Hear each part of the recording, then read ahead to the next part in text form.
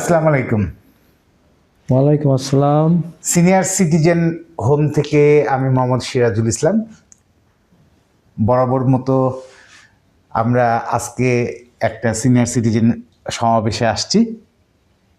আমরা সীমিত কয়েকজন, কিছু আপনজন আছে, তারপরে আমার দূর থেকে কিছু মেহমান আসছেন। সেই মেহমানদের নিয়ে আমরা ছোট একটা আয়োজন করছি। প্রথমে আমি আমার সিনিয়র বড় ভাই আইয়ুব ভাই, অনেক প্রিয়, আমার শ্রদ্ধার একজন মানুষ।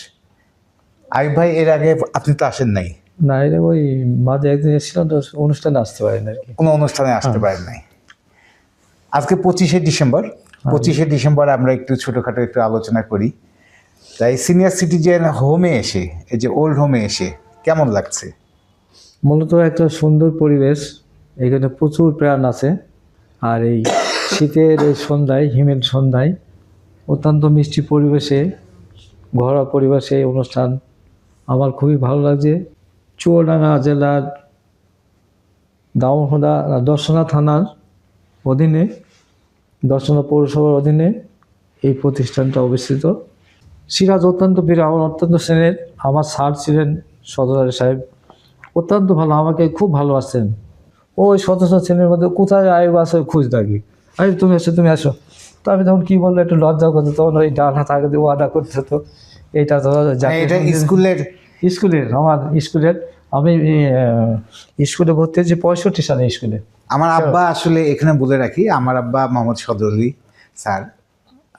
তা উনি কেরু উচ্চ বিদ্যালয়ের গেম টিচার ছিলেন। হ্যাঁ, ক্রীড়া। আব্বা মারা গেছে 7 সালে 19শে জানুয়ারি, অনেক আগে। আজকে আব্বা যদি থাকতেন, আমার মনে হয় যে আমার কাজটা আরেকটু সহজ হতো। অবশ্যই।